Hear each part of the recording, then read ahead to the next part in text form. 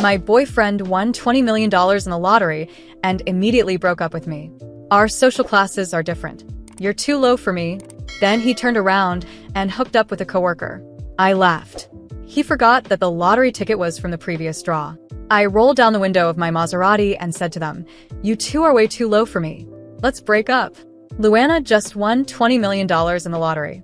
Daniel stood in front of me, his expression smug as he spoke those words. All because of that? I asked, looking at him. Of course. You've probably never even seen that much money, have you? My mom says there are different classes of people. Now that we've made it to the top, you and I aren't on the same level anymore. I couldn't help but laugh. 20 million, and they think they're part of high society. I didn't even have time to tell him that my dad owns several buildings that bring in more than $20 million a year in rent, not to mention his companies. But it's fine. Honestly, I was glad to get rid of someone like him. Better to cut ties early. No tears over love, just sleepless nights thinking about money. Daniel glanced at me.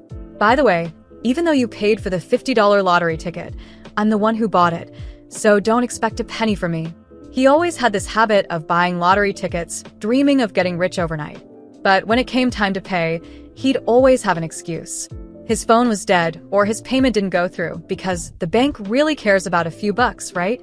My mom doesn't like you either, Daniel added. She thinks you're tacky. Remember the last time you met her? You gave her some cheap no-name gifts. You embarrassed us. You embarrassed yourself, I shot back. God must have spilled wisdom all over the world, but your family held up an umbrella. I still remember the first time I met his mom. I gave her a pure wool scarf designed by an Italian luxury designer worth 5 figures and a bottle of French haute couture perfume. Now it's apparently a cheap no-name gift to them, like a catfish splashing water and thinking it's seafood. Daniel continued, I won't argue with you, because I'm an elite. But since we're breaking up, let's settle things. Why don't you sell back the gifts I gave you? Typical Daniel. Even winning the lottery doesn't change his stinginess. No need. I still have all the stuff you gave me. I'll return every bit of it. Your $9.99 skincare set?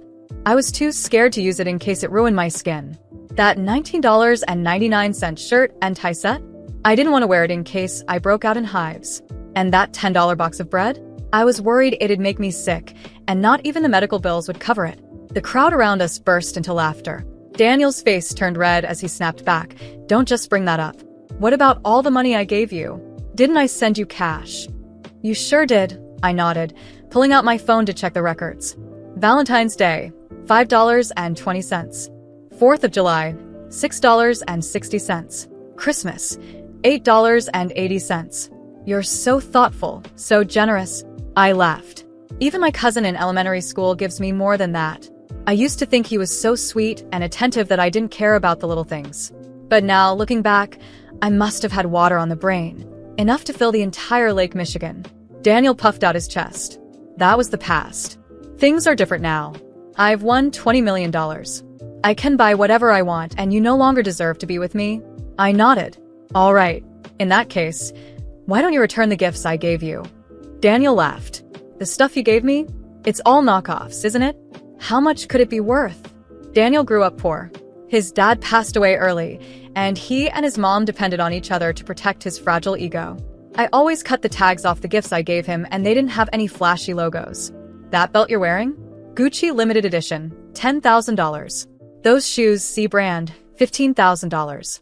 That jacket, also C brand, $30,000. I listed them off one by one. Daniel's face fell. You think I'm an idiot? You couldn't afford the real thing. You must have just bought some knockoffs to fool me. Because he couldn't tell real from fake, I pulled out my phone. Here's the purchase history and receipts. If you don't believe me, go check with the store. And the scarf and perfume I gave your mom? They weren't any cheaper than the stuff I gave you, but I'll let that go. Just give me $100,000 for everything else I've gifted you. In reality, I'd spent over $200,000 on him over the years. But if I asked for that, his mom would probably make my life a nightmare. Daniel gritted his teeth. Who knows if what you gave me was real or fake? Let's call it $50,000. I'll give you $10,000 now, and the rest once I cash in the lottery. Fine by me, even though it's a drop in the bucket compared to my bank balance. Who says no to more money? After receiving the $10,000 in my account, I stood up and said to Daniel, Thanks, Daniel. That's the first time you've been so generous. He looked pained, but still spat back. Good. Don't ever come looking for me again, loser. And don't ever try to contact me. I'm afraid your bad luck will mess up my fortune. I nodded vigorously, making sure he saw me agree. After Daniel left, I told my driver to bring my Bentley around from the garage. I'm done pretending. That night, Daniel posted on Instagram. There were 2 photos, one of a lottery ticket and another of him taking a selfie at the Maserati dealership. The caption read, "Just focus on working hard and loving yourself. Luck will follow you if you smile enough." I almost gagged on my dinner. As I was about to delete his number, something about that lottery ticket caught my attention. The numbers weren't fully visible, but the draw number was clear, 381.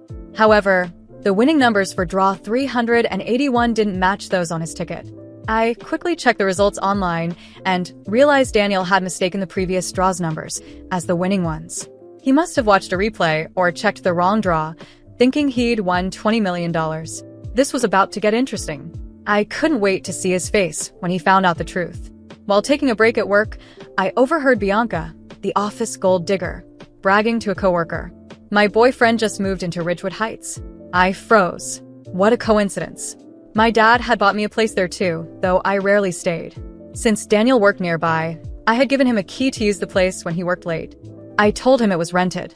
He moved in without a second thought, never questioning how the rent probably cost more than his monthly salary. I was already thinking about taking the keys back when Bianca added, "He calls me his lucky girl. Ever since we got together, he won $20 million. Everyone around her gasped in envy. Wait. Ridgewood Heights? $20 million? Hesitantly, I asked, "Does your boyfriend happen to be named Daniel?" Bianca shot me a wary look. "You know him? Don't even think about stealing him just because he's rich. He's way out of your league." Of course, it was him. Daniel had been seeing Bianca while we were still together. Did he seriously think Bianca was high society material? If my dad knew about this, he'd die laughing. Bianca always flaunted fake designer bags, switching them up every day. To someone like Daniel, who couldn't even tell real from fake, she must have looked like a wealthy princess. A perfect match, really. 2 gold diggers finding each other. Best wishes. Please stay together forever. That evening, Bianca posted on Instagram a photo of her and Daniel with the caption, "No more waiting. The one I've been waiting for is here." 5 minutes later, Daniel posted their picture too, with the cringeworthy caption, "Us." Later, the manager of my favorite luxury store texted me, letting me know they just received new stock and invited me to check it out. Since I had nothing better to do, I decided to swing by.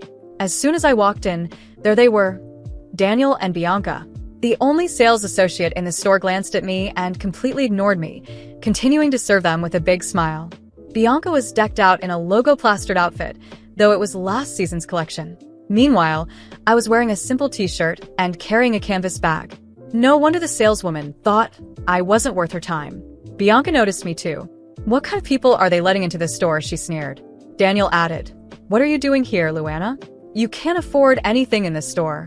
I smiled. "Oh, did your family open this store?" I didn't realize I needed permission to look around. The saleswoman, clearly siding with them, said, "I'm sorry, miss, but the lowest priced item in our store is $30,000. If you can't afford it, you really shouldn't waste your time." I couldn't help but laugh. Inside, she had no idea who she was backing. After showing Bianca several bags, I overheard her tell Daniel, "Baby, I want this one, and the second one in that row too." The sales associate beamed. "You have such great taste, miss. These are our best sellers. You've got an excellent eye." Bianca, pleased, slung one of the bags over her shoulder and admired herself in the mirror. Then she noticed me. "Luana, aren't you embarrassed carrying that cheap canvas bag? Don't you have a job?" I replied calmly, "I'm carrying a canvas bag because I'm planning to go grocery shopping later. Gotta think green, save the planet." "What's wrong with that? Does your family live by the sea or something? Why are you so concerned?" Frustrated, Bianca turned back to Daniel. "I want this one, that one, and the other one. I want them all." Trying to sound generous, Daniel said, "Buy them, baby." The saleswoman's eyes sparkled with glee. I picked up a black handbag to take a closer look, but the saleswoman stormed over. "I'm sorry, miss, but this is our latest model. It costs $150,000 and is only available to our VVIP clients. Please don't touch it. You might get it dirty." Bianca laughed. Luana, don't get your filthy hands on that bag. You couldn't afford it even if you sold yourself. I was about to fire back when a sharp voice came from the entrance. Who said Luana can't afford it? The saleswoman panicked. Manager, you're back. Amanda, the store manager, walked in and immediately apologized to me. I'm so sorry, Luana. I went to grab your coffee. This new employee didn't know any better. She turned to the saleswoman and added, Luana is one of our VVIP clients. She gets first pick of all new stock. Only after she passes on something can we offer it to other customers. The saleswoman's face turned pale as she hurriedly apologized. Daniel's face turned red. You must be mistaken. Luana is just a regular office worker. How could she be one of your VIPs? Don't let her fool you. Amanda glared at Daniel and Bianca. The threshold for being a VVIP at the store is spending over $1 million annually. She turned back to me. I'm sorry, but I'll have to ask these two to leave. We're closing the store for you. I was still processing the scene at the store when the door closed behind Daniel and Bianca. The manager, Amanda, escorted me to the VIP lounge, where I was offered a coffee and some catalogs of the latest collections. My initial plan was just to spend some time, maybe buy something to distract myself, but the humiliation Daniel and Bianca had just endured gave me an unexpected sense of satisfaction. No matter how much Daniel tried to climb the social ladder at others' expense, he would never understand what it truly meant to be at the top. As I flipped through the catalogs, Amanda approached me, concerned. I hope their behavior didn't ruin your experience, Luana. Should I send a formal notice to ban them from our stores? I chuckled. No need, Amanda. I think they've gotten the message. She nodded, visibly relieved, and returned to her desk. But inside, the idea of letting this go didn't sit well with me. Daniel wasn't just ungrateful. He had crossed boundaries I didn't even know existed. Bianca, on the other hand, was just an extension of him, someone as deluded as he was. If they were willing to dig their own grave, I might as well hand them the shovel. The next day, I went to the Ridgewood Heights apartment that Daniel believed was rented. He had decorated the space with cheap furniture, clearly trying to impress Bianca with a touch of luxury. It was laughable to me. Using the spare key he never knew existed, I let myself in. The place was empty.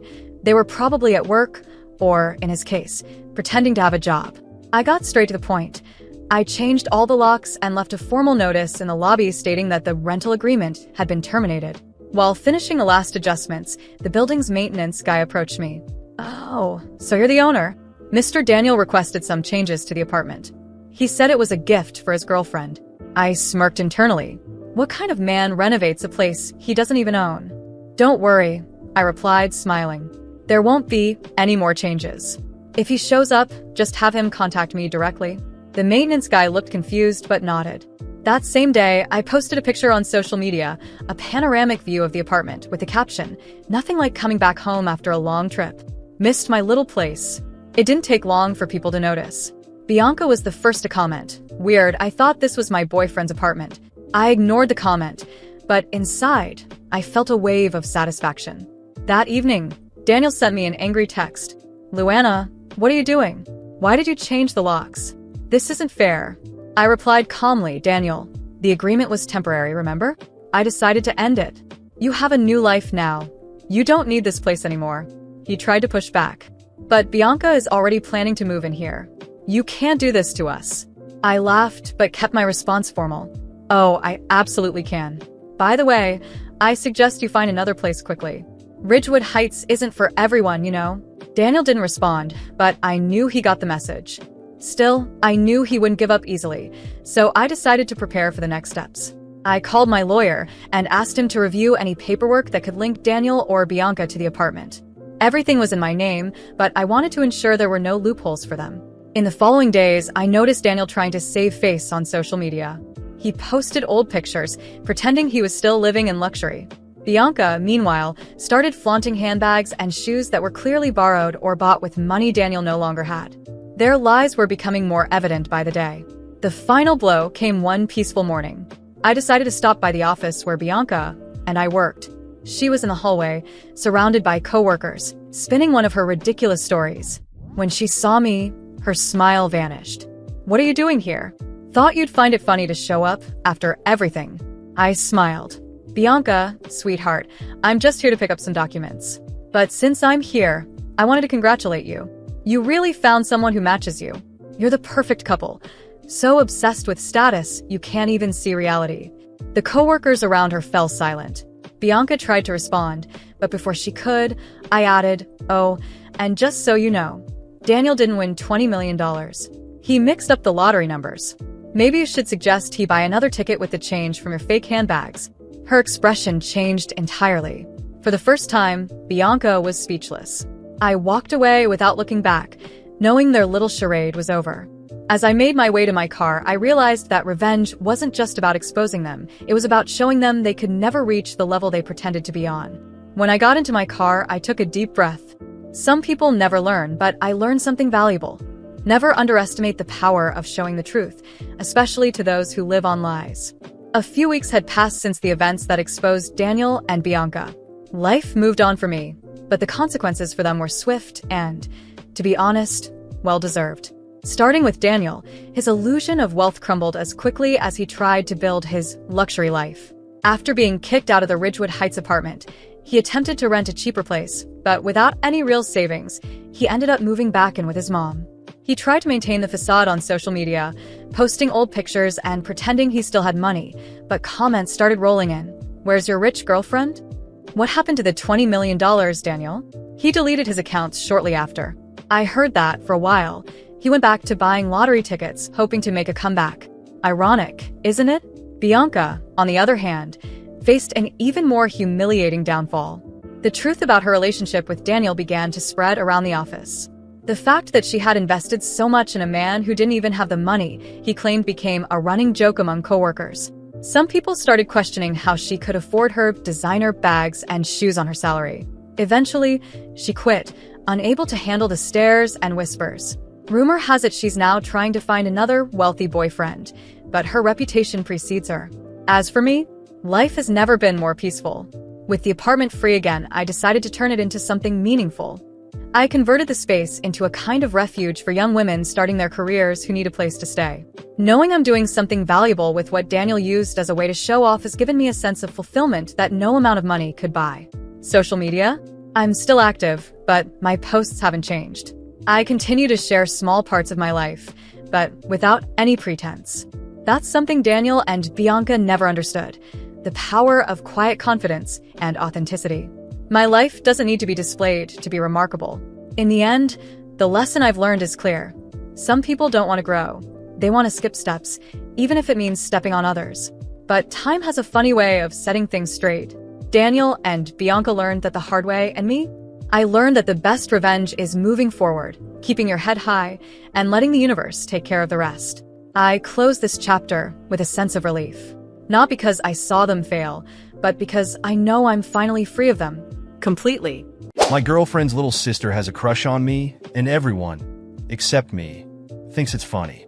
I'm exhausted by this situation and honestly considering breaking up with my girlfriend. My girlfriend and I are in our 30s, and her little sister just turned 18. Since then, she has been acting more and more persistent toward me. She's always trying to find ways to help me, constantly starting conversations, trying to be alone with me, dressing up when she knows I'll be around, and even copying her sister's style with clothes and makeup. Everyone thinks it's harmless and even jokes about it, saying things like, "Oh, I saw your sister's boyfriend today," or "Is he your boyfriend now?" But to me, it's extremely uncomfortable. The last few times I tried to spend some alone time with my girlfriend at her house, her little sister would interrupt us, knocking on the door with silly excuses or just barging in without warning. I can't understand how no one finds this behavior strange. One time, she even tried to unlock the door while I was in the room with my girlfriend. She only got a light scolding, and that was it. Everyone treats it like it's just a harmless phase that will pass. My girlfriend laughs it off because she knows I'd never look at her sister that way. And of course, she's right. But that doesn't make the situation any less uncomfortable for me. What worries me most is the possibility that her sister could make up stories or misinterpret my actions. I can't let a misunderstanding ruin my reputation or destroy my life. I've tried talking to my girlfriend multiple times, explaining how seriously I take this and how uncomfortable I feel. But she always brushes it off. At this point, I'm starting to think that breaking up is the only solution. After that last conversation with Marina about her sister, I truly thought things would change. I thought maybe she would finally understand how serious this situation was and talk to her sister. After all, she knew I would never do anything inappropriate. But that didn't make the situation any less disturbing. I was wrong. Nothing changed. In fact, it got worse. The following weekend, Marina invited me over for a family dinner at her house. There was something about the invitation that made me hesitate, but I agreed to go. When I arrived, I noticed that her sister, Camila, was even more dressed up than usual. She wore an expensive-looking dress, perfectly done makeup, and her hair was carefully styled. It was obvious she had put in more effort than necessary for a family dinner. I tried to ignore it, but it became impossible when she was the first to greet me. "Hi, Lucas. You look really handsome today." The way she said it was unsettling, with a playful, almost flirtatious smile. I glanced at Marina, hoping she would pick up on it, but she just laughed, thinking it was harmless. "Oh, look at that, Lucas. Camila is complimenting you again. You're her eternal crush." Marina said it like it was the most normal thing in the world. The whole table laughed, and I just sat there frozen trying to understand why no one found this weird. It was as if my presence, there was some kind of entertainment for Camila, and the family just watched it unfold like a live comedy show. During dinner, Camila made sure to sit right next to me. Every time I said something, even something completely meaningless, she reacted in an exaggerated way, laughing loudly or agreeing enthusiastically. At one point, she accidentally dropped her napkin on the floor and took far too long to pick it up. It was uncomfortable. I looked at Marina, hoping she would notice her sister's behavior, but she was too caught up in a conversation with her mother. The breaking point of the night came when I was helping clear the table. Camila came into the kitchen, and while I was placing dishes in the sink, she got closer to me. "You know, you're the most handsome guy I've ever seen, right?" Her words came with a confident, direct gaze, something I'd never seen from her before. I froze for a moment, then mumbled something like, "Thanks, but that's not appropriate," and stepped away. She just laughed, as if my response was some kind of joke. When we returned to the living room, she acted as if nothing had happened. And again, no one seemed to notice. After I left that house, I started seriously thinking about what was going on. That girl had just turned 18, but her behavior wasn't just a silly teenage crush. She was testing boundaries, and the fact that no one was stepping in only encouraged her more. The next day, I texted Marina and explained again how deeply this was affecting me. Her response frustrated me even more. "Babe, you're overreacting. It's just a phase. She would never actually do anything." That was the moment I realized Marina would never take this seriously. To her, it was all just one big joke. In the following weeks, Camila kept getting bolder. She started showing up at places where I was with Marina, pretending it was a coincidence. One day, we were at the mall, and she just happened to be there too, claiming she was out shopping. She ended up tagging along with us the entire afternoon, dominating the conversation and making comments that left me deeply uncomfortable. "You and my sister make a cute couple, but I think you'd look better with me." She said it in a joking tone, but her eyes told a different story. Marina laughed it off again. "Oh, stop it, Camila. He'd never go for you." Like that solved everything. But it didn't. It only made things worse. Things reached a breaking point when I went to pick up Marina at her house one afternoon, and Camila was the one who opened the door. She was alone, which immediately put me on edge. While we waited for Marina to finish getting ready, Camila sat next to me on the couch and started talking. At first, it seemed harmless, but the conversation quickly shifted. "You know, if you and my sister ever break up, I'm here. I think we'd be a better match." She wasn't joking. Her tone was serious. I stood up immediately, saying I'd wait in the car. She let out a soft laugh and said, "Wow, you're so serious." "Relax, it was just a joke." But it didn't feel like a joke. I told Marina what had happened, but as always, she brushed it off. "You really need to stop taking this so seriously. She's just messing around. Do you honestly think she has feelings for you? She's just a kid." That made me furious. How could she be so blind? After that, I started avoiding going to her house. Every time Marina suggested it, I came up with excuses. But this started causing tension between us. "Why don't you ever want to see my family? This is getting annoying." I knew that explaining it again would be pointless, so I just said I was busy or tired. Now, I'm stuck in a dilemma. I love Marina, but this situation is destroying me. Camila is getting bolder by the day, and Marina seems incapable of taking it seriously. Worse, I feel like if this continues, something bad could happen. Every day, the pressure builds, and I feel like I'm reaching my breaking point. After yet another frustrating conversation with Marina, I felt completely lost. No matter how many times I tried to explain how uncomfortable Camila's behavior made me feel, Marina always dismissed it as a joke, like it was just a harmless phase that would pass. But it wasn't. Camila was becoming bolder, more confident, and I felt like I was walking straight into a trap that no one else seemed to see. I needed advice. Someone to tell me if I was overreacting or if this situation was as serious as I thought. So I decided to talk to Andre, my best friend. If anyone could give me honest advice, it was him. We met at a quiet bar we used to go to. As soon as Andre saw me, he knew something was wrong. "Man, you look terrible. What's going on?" he asked, concerned. I let out a long sigh and started telling him everything. The suggestive comments from Camila, how she dressed provocatively when I was around, the time she tried to unlock the door while I was with Marina. I told him how Marina refused to take it seriously, brushing it off as if it were some kind of joke. Andre listened quietly, his expression growing more serious. He took a sip of his beer and leaned in closer. "Dude, this isn't a joke. That girl is playing with fire, and you could be the one who gets burned." He lowered his voice. "You need to protect yourself. Start recording. Every time you're around her, leave your phone recording. If she tries anything, you'll have proof. Record her." I asked, surprised. "Yes. You don't know how far she might go. If she makes something up, you're screwed. But if you have it recorded, she can't twist the story. You need to be smart about this." The idea made me uncomfortable, but I knew he was right. If Camila crossed the line, I needed to be prepared. The next day, I set up my phone to record audio automatically. I placed it in my back pocket, making sure the microphone was clear. I couldn't afford to take chances. That very afternoon, I received a message from Camila. "Hey Lucas, could you help me with something? I bought a big mirror and need help hanging it in my room. It's heavy, and I don't want to bother Marina. She's busy." A chill ran down my spine. It was too obvious, but saying no could be dangerous. If she got offended, she could start making up stories.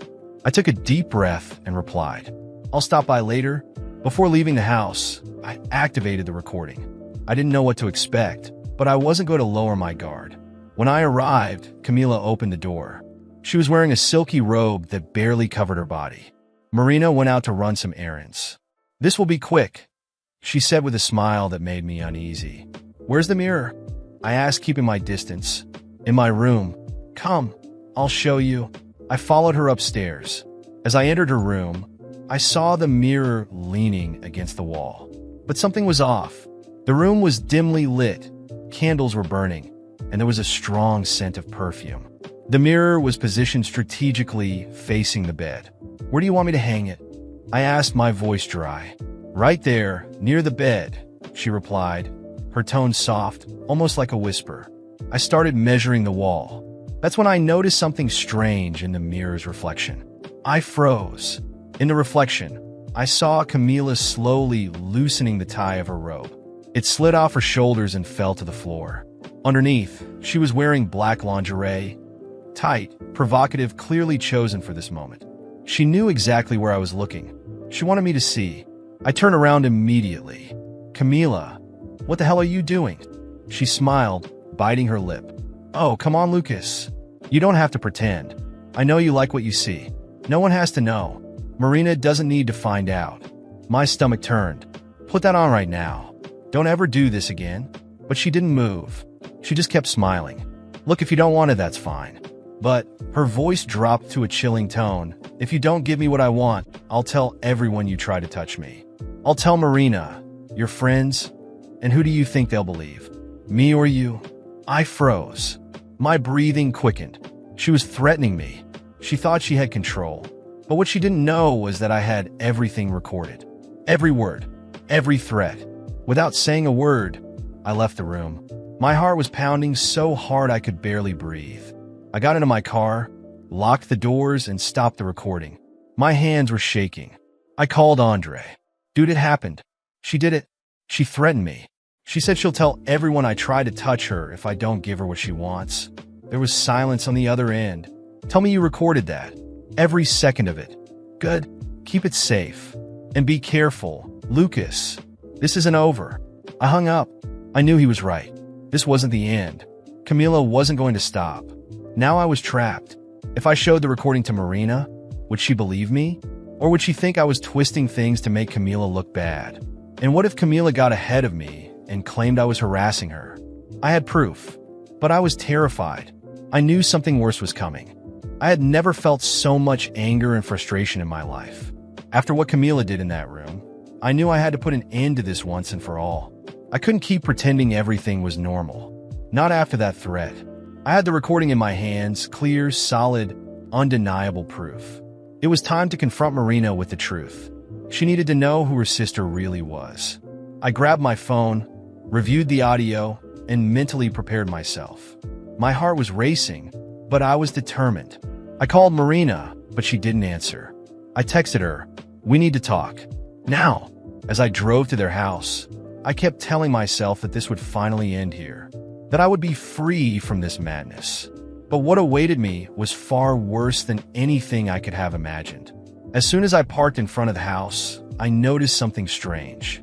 Several cars were parked along the street, some of which I recognized as belonging to Marina's family. Before I could even knock on the door, it swung open violently. Marina stood there, her eyes red and swollen from crying.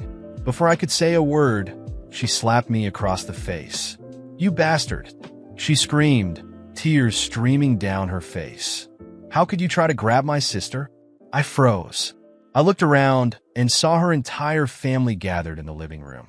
Her father, mother, a few uncles, and Camila sitting on the couch with her face buried in her hands, pretending to cry. "What the hell is going on here?"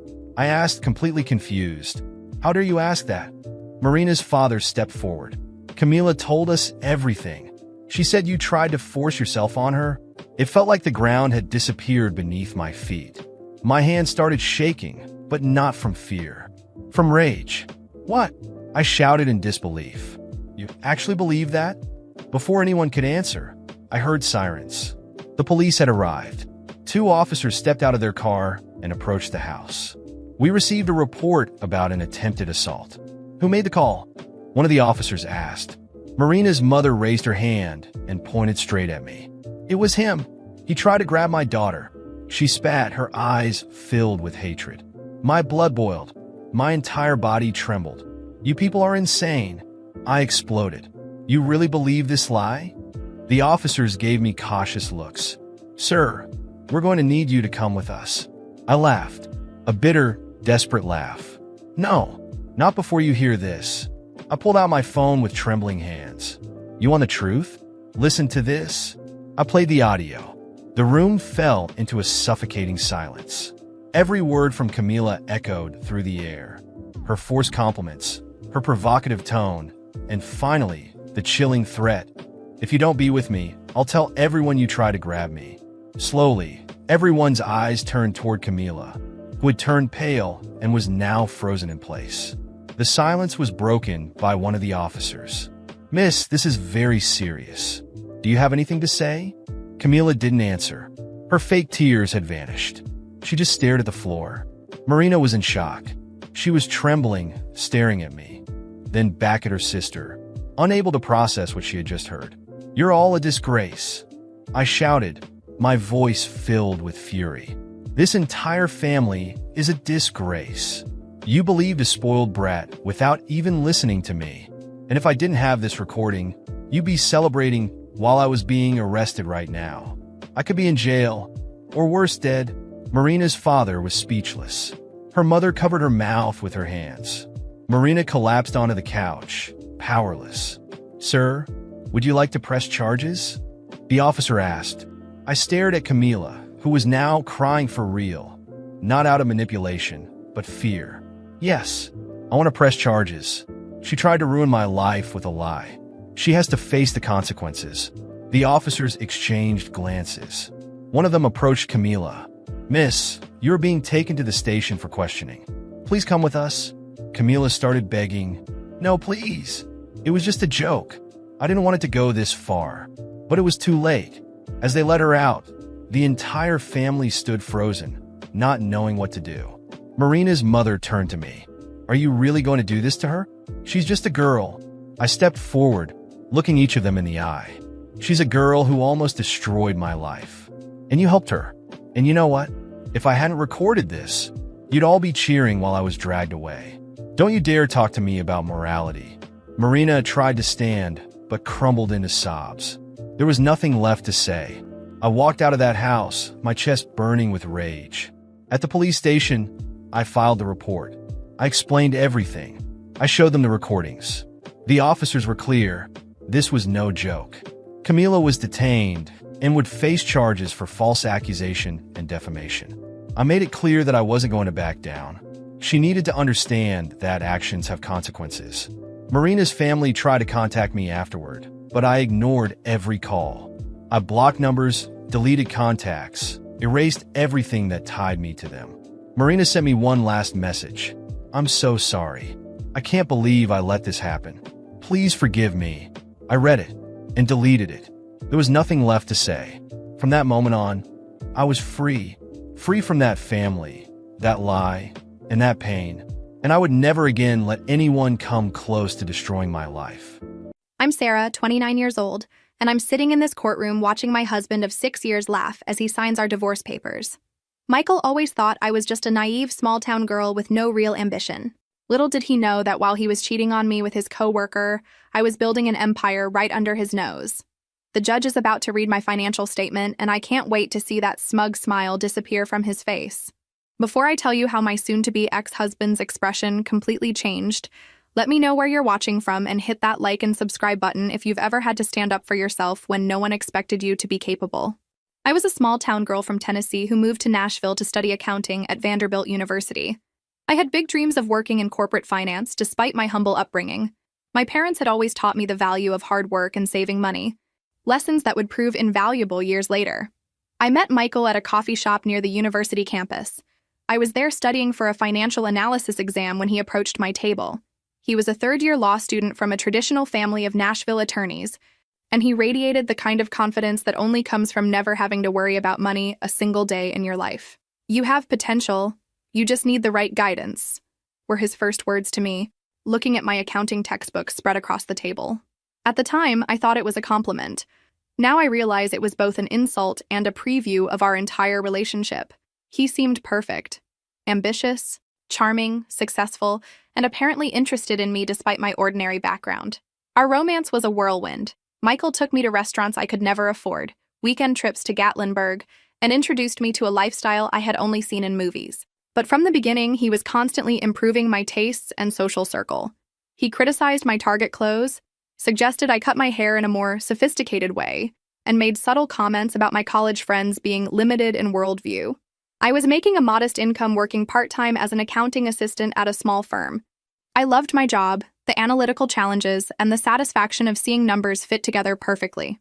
Michael, however, referred to it as my little job, and frequently suggested I didn't even need to work. "Why exhaust yourself for pennies when I can give you everything you need?" he would say, not understanding that my career was about more than money. It was about my identity and independence. After 18 months of dating, he proposed during a romantic weekend in Gatlinburg.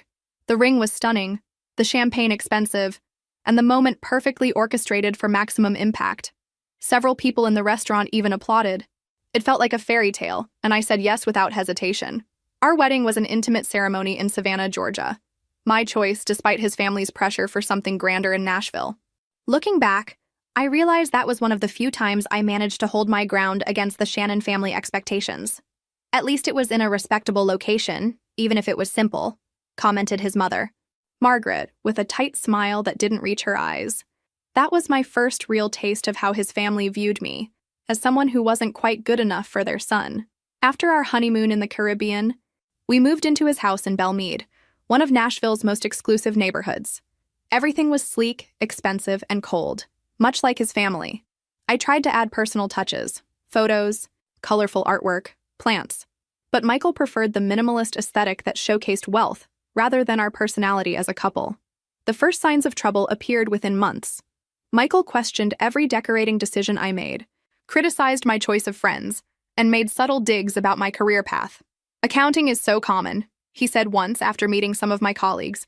"You have the potential to be exceptional, but you're wasting it on bookkeeping for companies no one's heard of." I tried to fit into his social circle, the wives of other attorneys and executives who spent their days shopping, at spas, or planning charity events.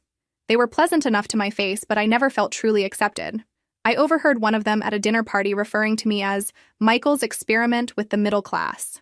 Instead of defending me, Michael later suggested I try harder to fit in, maybe update my wardrobe or take up tennis. "They just need to see that you're making an effort to adapt to our lifestyle," he explained, as if my identity was something to be molded and corrected. Those early years were a confusing mix of luxury and loneliness, being showered with expensive gifts while feeling my self-worth diminish. I was slowly becoming what Michael wanted, a trophy wife who reflected well on him, while the independent, creative woman I had been was fading away. 2 years into our marriage, the tensions that had been simmering beneath the surface began to boil over. Michael had always been particular about our finances, but his behavior became increasingly controlling. Despite our joint accounts, he questioned every purchase I made, while spending lavishly on himself without discussion. "Did you really need another set of professional development books?" he would ask, examining the credit card statement. "That's $150 that could have been invested." Meanwhile, he thought nothing of dropping thousands on a new golf membership or expensive watches. Gradually, I found myself isolated from my friends and family. Visits to my parents in small-town Tennessee became less frequent because Michael always had an excuse: a work event, a dinner with clients, or simply that rural Tennessee is too provincial for my taste. My college friends stopped calling after Michael made it clear they weren't sophisticated enough for his home. "Your friend Jessica asked if our wine was from California," he scoffed after a dinner party I had organized. "As if we would serve domestic wine to guests. It's embarrassing, Sarah." My career, which had once been a source of pride, became a constant battleground. When I was offered a promotion to senior accountant, Michael wasn't supportive. "Is the modest bump in salary worth the extra hours away from home?" he questioned. "We're planning to start a family soon, remember?" This was news to me. Whenever I brought up having children, he always said the timing wasn't right. It was around this time that I discovered my passion for financial consulting. The firm I worked for was expanding its services, and I volunteered to learn the advisory and strategic planning aspects. I found I had a natural talent for understanding investment patterns and creating financial strategies that delivered real results. Excited about this new direction, I shared my idea of eventually starting my own boutique financial consulting firm with Michael. His response was crushing. "Sarah, be realistic. Starting a business requires business acumen, which isn't exactly your strong suit. Besides, most small businesses fail within the first year. Why risk what we have?" Our approaches to money highlighted our fundamental differences. Michael believed in conspicuous consumption, the right address, the right car, the right vacation spots, all to maintain an image of success. I, with my middle-class upbringing, believed in saving, investing wisely, and finding value rather than just high price tags. As our 3rd anniversary approached, Michael's late nights at the office became the norm rather than the exception. Big client, market analysis, quarterly reports. His excuses varied, but his absence remained constant. I ate dinner alone most nights, went to bed alone, and increasingly lived the life of someone single, but with the financial scrutiny of a child receiving an allowance. Our first truly major argument came after his family's annual Christmas gathering. In the car ride home, his mother had pointedly asked when we would be giving her grandchildren. I mentioned that I was ready whenever Michael was, only to have him smoothly change the subject. When I confronted him at home, his reaction was cold. "Children are a massive responsibility and expense," he said, loosening his tie. "With your modest career and my family's expectations, any child of ours would need trust funds, private schooling, the right connections. We're not there yet financially." "Not there yet?" I questioned, genuinely confused. "Michael, you make 6 figures. Your family has generational wealth. What are we waiting for?" His response was telling. "My money isn't the issue. You still haven't established yourself properly. What would you contribute to a child's future?" The hurt of his words festered for days. His dismissive attitude toward my career, insignificant, he called my salary during another argument, solidified something in me. I needed financial independence, not just for myself, but for my sanity. That week, I opened a separate bank account at a different bank. I set up a small direct deposit from my paycheck, not enough that Michael would notice if he checked our joint accounts, but enough to start building something of my own. Simultaneously, I began educating myself on financial independence. I read books on investing, took free online courses on business management, and subscribed to newsletters about entrepreneurship. All of this I did in private browsing modes, careful not to leave digital breadcrumbs for Michael to discover. The woman who had once been swept off her feet by grand gestures and expensive dinners was slowly awakening to the gilded cage she lived in and planning her escape, one small step at a time. While Michael continued his late nights at work, I began laying the foundation for my independence. Using my growing separate savings, I registered a small business entity, Sarah Mitchell Financial Solutions, and built a simple but professional website showcasing my portfolio and services. My first challenge was finding time to work on my business without Michael knowing. I converted our rarely used guest bedroom into a home office, explaining to Michael that I needed a dedicated space for continuing education to advance at the firm. He barely paid attention to the change, dismissing my professional development as cute ambition rather than a serious endeavor. Just don't let it interfere with our social obligations, was his only concern. My first client came through a stroke of luck at our local coffee shop. I overheard Elena Rodriguez, the owner of a growing catering business, complaining about the expensive quotes she'd received from financial advisors. "I can't afford $10,000 for a financial plan, but I'm losing money somewhere and can't figure out where," she told her business partner. I introduced myself, explained my background, and offered to help her at a fraction of the cost, with the understanding that I was building my portfolio. Elena took a chance on me, and the results exceeded both our expectations. I identified inefficiencies in her cash flow, restructured her payment terms with vendors, and created an investment strategy for her profits that increased her returns by 40% in the first quarter. The transformation was dramatic enough that she referred me to other small business owners in her network. Working with Elena not only gave me my first success story, but also a genuine friendship, something I had been missing in Michael's curated social circle. She was authentic, hardworking, and appreciated my skills in a way my husband never had. "You have a gift, Sarah," she told me over coffee one day. "You understand money in ways that help real people build real wealth. Don't let anyone tell you otherwise." I worked late nights while Michael was away on his increasingly frequent business trips. I converted our walk-in closet into a makeshift office for client calls, using blankets to dampen the sound. Every new client was both exhilarating and terrifying.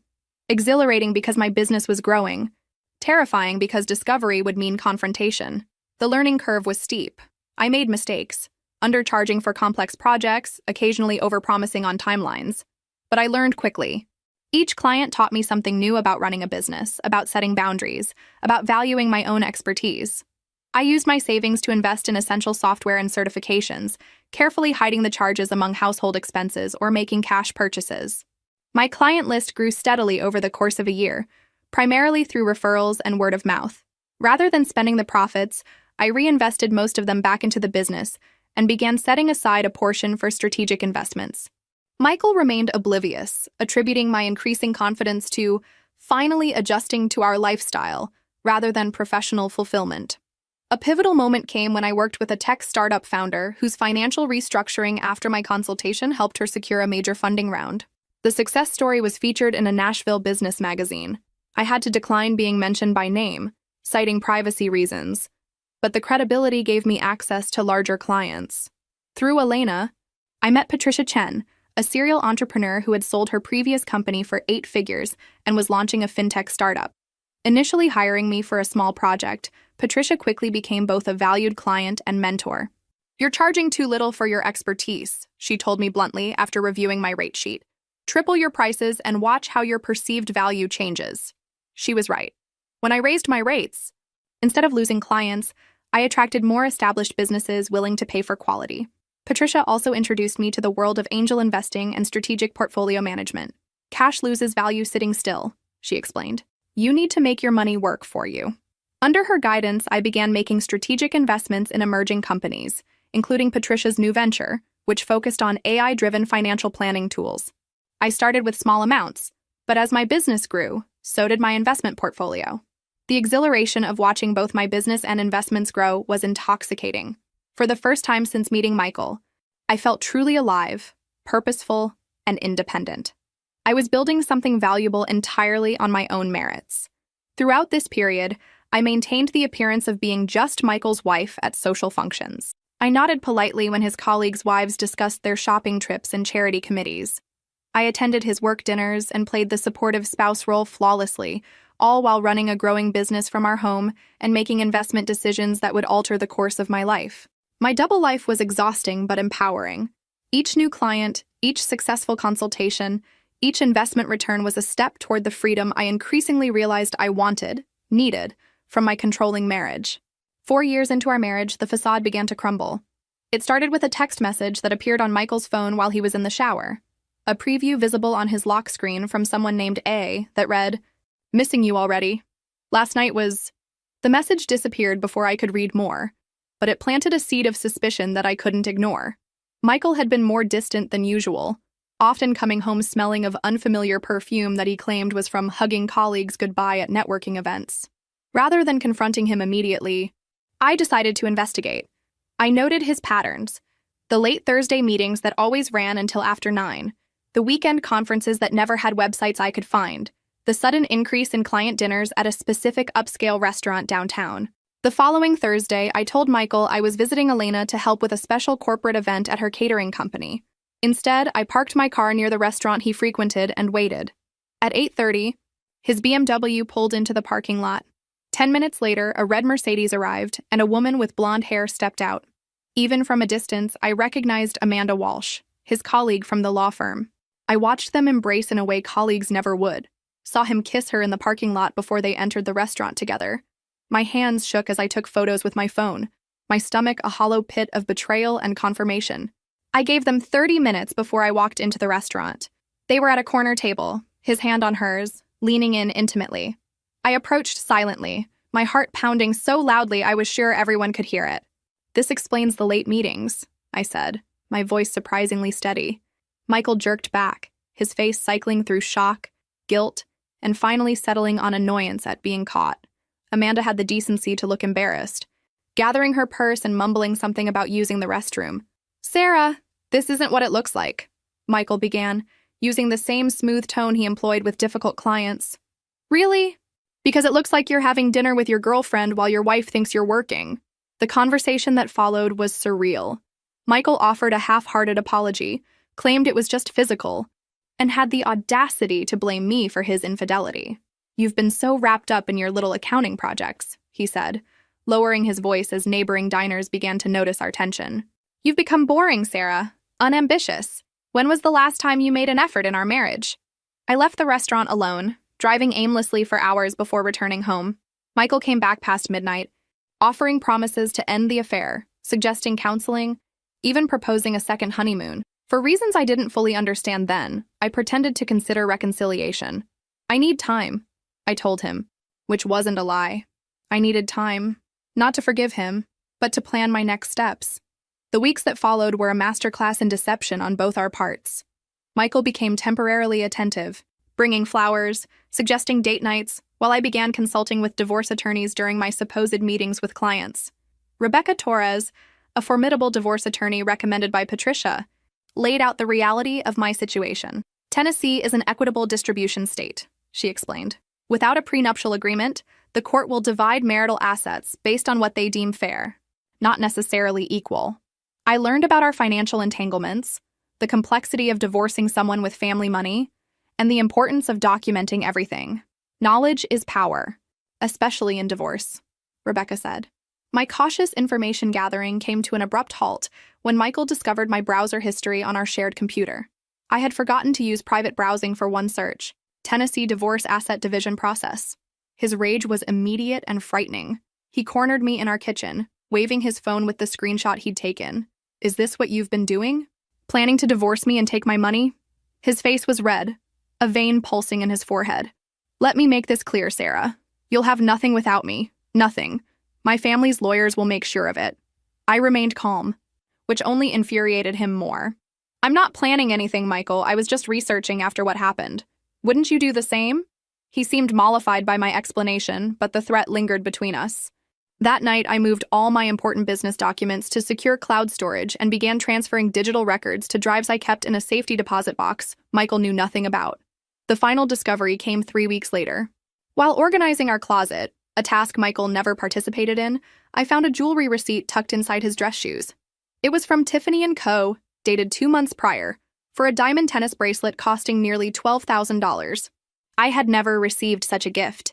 Even knowing about the affair, this evidence of his tangible investment in another woman stung in a way I hadn't expected. The receipt showed he had spent our money, supposedly our money, on Amanda. Before I could process this new betrayal, I heard the front door open. Voices. Michael and a woman laughing in our entryway. I remained frozen in our closet as they entered our bedroom, clearly not expecting me home in the middle of the day. I stepped out to find Michael and Amanda embracing at the foot of our bed, the bed we had shared for 4 years. "Sarah!" Michael exclaimed, not bothering to step away from Amanda. "You're supposed to be at work." "I took a half day," I replied, surprised by my own composure. Clearly, I should have called first. What followed was not the emotional confrontation movies had prepared me for. Instead, Michael became coldly pragmatic. "Well, this saves me having to have a difficult conversation," he said, straightening his tie. "I want a divorce, Sarah. Amanda and I are planning a future together." His confidence was absolute as he outlined his terms. He would generously allow me to keep my personal items and a small settlement that would help me get back on my feet. The house, our investments, even the furniture we had purchased together would remain his. "My lawyers will be in touch," he concluded, seemingly confused by my lack of hysteria or pleading. "You should find somewhere else to stay starting tonight." "Actually," I said, "as this is still legally my residence too, I'll be staying. You and Amanda are welcome to find a hotel." His face darkened at my defiance, but Amanda tugged at his arm. "Let's go, Michael. We can deal with this later." As they left, Michael turned back with one parting shot. "You'll regret not taking my generous offer. By the time my lawyers are done, you'll be lucky to afford a trailer park in the worst part of Nashville." I closed the door behind them, leaned against it, and for the first time since discovering his affair, I smiled. Michael had no idea what was coming. The day after I caught Michael and Amanda in our bedroom, he moved most of his clothes and personal items out of the house. I changed the locks that same afternoon, legally questionable, but it gave me time to properly document our belongings before he could remove anything valuable. Michael's assumption about my financial naivety quickly became apparent in the initial settlement offer his lawyer sent over, a one-time payment of $50,000 and 6 months of living expenses. In exchange, I would make no claims on any of our other assets, including the house I had helped furnish and maintain over 4 years. "He's testing the waters," Rebecca explained when I showed her the offer. "He's assuming you don't know your rights or the true extent of your marital assets." With Rebecca's guidance, I formally rejected the offer and began the process of financial discovery, a legal mechanism requiring both parties to disclose all assets and liabilities. Michael's response was to have his lawyer delay and obfuscate at every turn. "This is a standard tactic," Rebecca assured me. "They're hoping to drain your resources and patience until you accept less than you deserve." What Michael didn't realize was that I wasn't depending on his disclosures.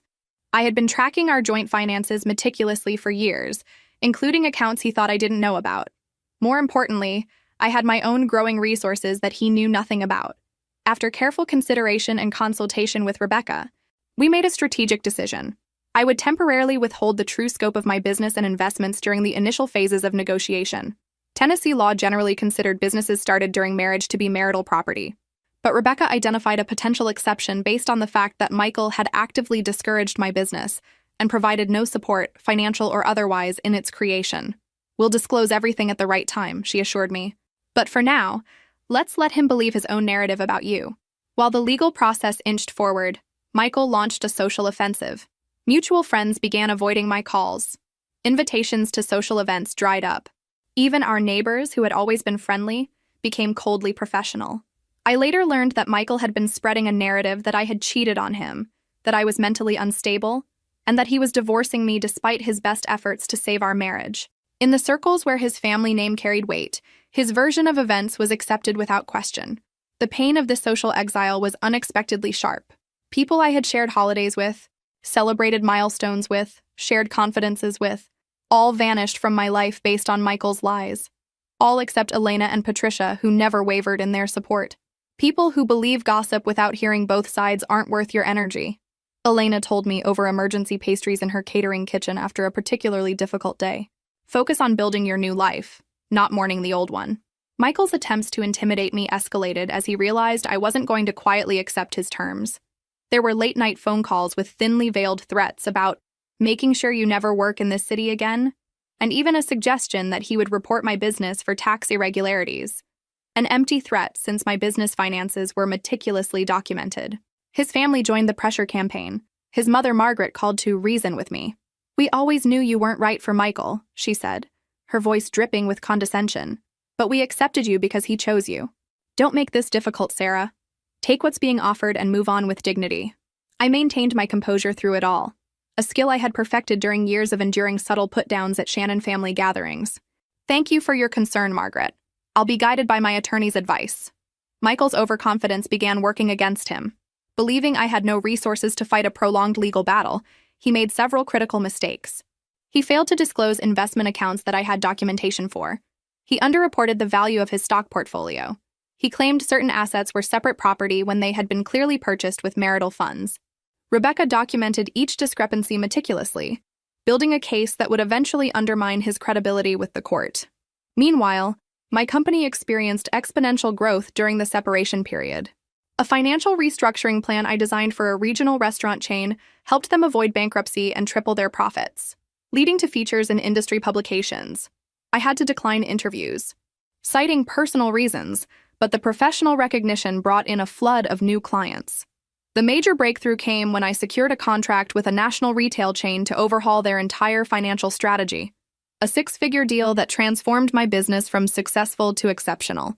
I hired 4 employees, rented a professional office space in downtown Nashville, and began turning down clients whose values didn't align with my company's mission. All of this happened as Michael and his legal team continued to characterize me as a struggling bookkeeper dependent on her husband's support. His perception of me as the naive small-town girl dazzled by his wealth had calcified to the point where he couldn't conceive of my success independent of him. During this time, Patricia introduced me to a group of angel investors looking to fund promising fintech startups. My combination of practical financial expertise and technology vision impressed them enough to offer seed funding for a revolutionary financial planning app I had been developing. The app, which used AI to provide personalized financial advice for small businesses and individuals, launched in beta with overwhelming positive response. Within 6 months, we had 50,000 users and were fielding acquisition offers from major financial institutions. I also made strategic investments in several other startups, leveraging my network and financial expertise to identify companies with exceptional growth potential. My portfolio diversified across technology, real estate, and emerging markets, all carefully managed to maximize returns while minimizing risk. The night before our final court date, I sat alone in the house that had never felt like home, reflecting on my journey. 4 years earlier, I had been so eager to please Michael that I had begun to lose myself. His betrayal, painful as it was, had forced me to rediscover my strength, ambition, and worth. I packed a small overnight bag. Regardless of the judge's decision, I had decided I would not spend another night in the space where my marriage had unraveled. My new penthouse apartment was ready, purchased through an LLC Michael knew nothing about, furnished with pieces I had chosen for their beauty and comfort, rather than their status value. As I zipped the bag closed, my phone chimed with a text from Patricia. "Remember who you are tomorrow, not who he tried to make you be." With those words in my heart, I prepared to face the final act of my marriage to Michael Shannon. The morning of our court date dawned clear and crisp. I dressed in a navy blue suit, conservative but confident, with a single piece of jewelry, a small diamond pendant Elena and Patricia had given me to mark my business's 2nd anniversary. "Your Independence Diamond," they had called it. I arrived at the courthouse 30 minutes early, as Rebecca had advised. Michael was already there, looking expensive in a tailored charcoal suit, his attorney David Harrison beside him. David was a senior partner at one of Nashville's most prestigious law firms and had a reputation for aggressive divorce settlements that favored wealthy clients. Michael smirked when he saw me, leaning over to whisper something to David that made both men chuckle. His confidence was palpable. He believed this was merely a formality before his inevitable victory. Rebecca arrived moments later, immaculate in a burgundy suit that stood out against the courthouse's muted colors. Unlike David with his team of junior associates, Rebecca worked with precision and purpose, radiating a quiet competence that had reassured me from our first meeting. "Ready?" she asked, her expression giving nothing away to observing eyes. "More than ready," I replied. Judge Catherine Williams's courtroom was intimidating in its austerity. The judge herself, a woman in her 50s with silver hair and penetrating eyes, had a reputation for fairness but little patience for games or emotional displays. As proceedings began, Michael put on a performance worthy of an Oscar. His testimony painted him as the devoted husband who had supported his wife's modest career ambitions, only to be repaid with ingratitude and unreasonable demands in the divorce. "I just want a fair resolution, Your Honor," he said, his voice modulated to convey reasonable disappointment. "I've offered Mrs. Shannon a generous settlement that would allow her to maintain a comfortable lifestyle while she rebuilds her career." David presented their case for the division of assets, highlighting Michael's family wealth as separate property, minimizing my contributions to our marital assets, and suggesting that the house, purchased primarily with his earnings, should remain his property. Throughout their presentation, I maintained my composure, neither reacting to Michael's fabrications nor revealing my emotions. Judge Williams occasionally glanced my way, her expression unreadable. When it came time to sign the initial divorce decree separating our marital status while financial matters were finalized, Michael made a show of it. He signed with a flourish, a laugh escaping his lips as he capped his Mont Blanc pen. As he returned to his seat, he passed close enough to whisper, "Enjoy going back to your parents' farm." Rebecca's presentation began methodically, her approach a stark contrast to David's theatrical arguments. She presented evidence of Michael's financial deceptions during our marriage, the hidden accounts, the lavish spending on Amanda, the pattern of financial control. "Your Honor," Rebecca said, "Mr. Shannon has not been forthcoming about the full extent of marital assets as required by Tennessee law." She submitted documentation of accounts Michael had failed to disclose, including dates, account numbers, and approximate balances. Michael shifted uncomfortably in his seat as Rebecca continued, his smug expression giving way to nervous glances at David. David requested a brief recess, which Judge Williams denied. "I believe we should continue, Counselor. I'm particularly interested in hearing about these undisclosed assets." The atmosphere in the courtroom tensed as Rebecca methodically dismantled Michael's financial deceptions. Judge Williams's expression grew increasingly stern as the evidence mounted. "Furthermore, Your Honor," Rebecca continued, "we request that the court consider Mrs. Shannon's separate property that was established during the marriage but without any contribution or support from Mr. and Shannon." This was the moment we had prepared for. Judge Williams looked up from her notes. "Please elaborate, Counselor." "Mrs. Shannon established a financial consulting business during the marriage. Mr. Shannon not only provided no support for this venture, but actively discouraged it and belittled her professional ambitions, as evidenced by these communications." Rebecca presented emails and text messages where Michael had dismissed my business as a hobby and discouraged my entrepreneurial goals. Judge Williams reviewed the documents carefully before addressing me directly for the first time. "Mrs. Shannon, the court requires full financial disclosure from both parties. Have you submitted complete information about this business venture?" "Not yet."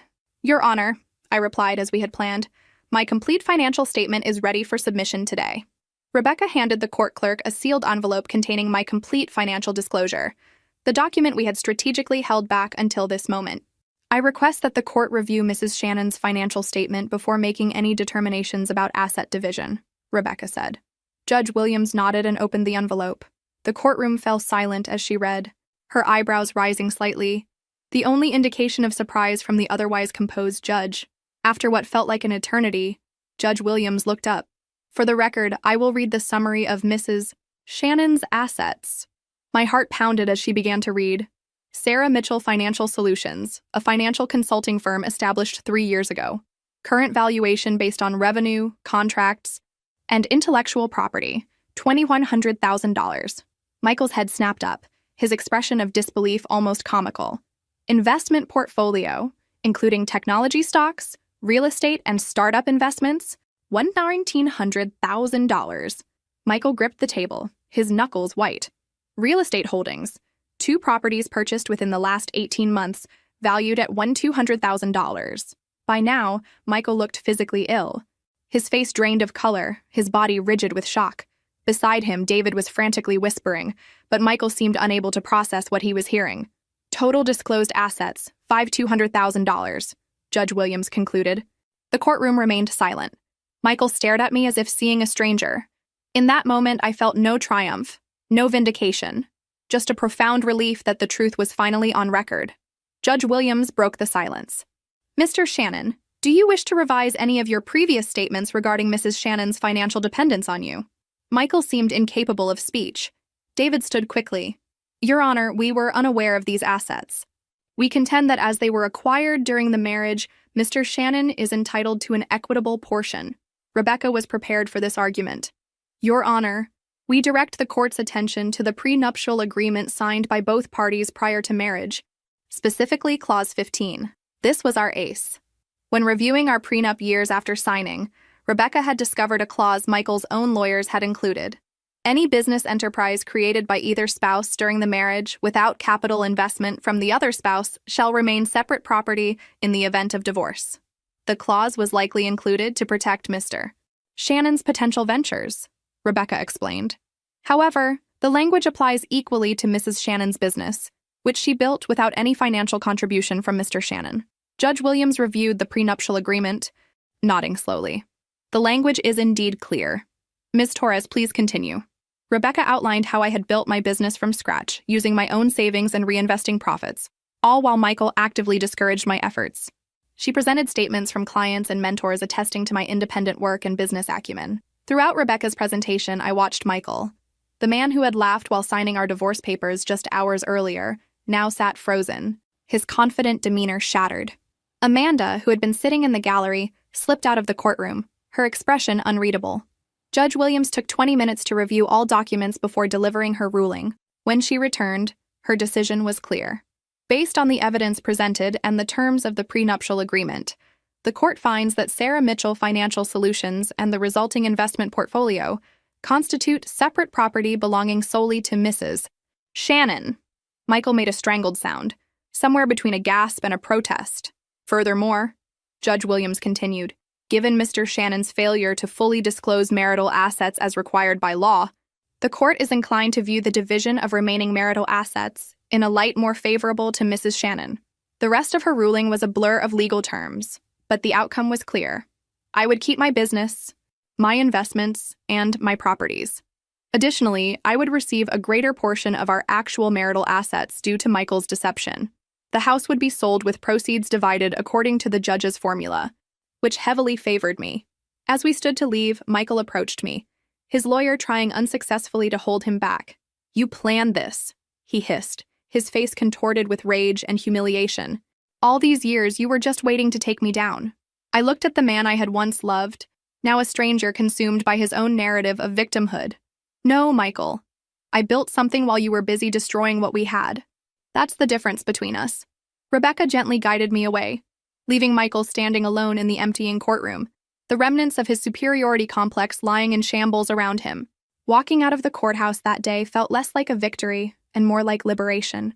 The weight of deception, both Michael's and my own necessary secrecy, lifted from my shoulders with each step down those marble stairs. Today, my company has expanded internationally. My investments continue to grow, and I've used my resources to establish a foundation helping women achieve financial independence. Michael attempted reconciliation once he knew my net worth, but I had moved far beyond the woman who once sought his approval. If you're watching this and facing your own crossroads of underestimation or betrayal, remember that sometimes what seems like an ending is actually a beginning in disguise. Your worth isn't determined by someone else's inability to see it. Have you ever had someone underestimate you only to prove them spectacularly wrong? Share your story in the comments below. And if this resonated with you, please like, subscribe, and share with someone who might need to hear that their value isn't defined by anyone else's perception. Thank you for listening to my journey. And remember, sometimes losing what you thought you wanted leads you directly to what you truly deserve.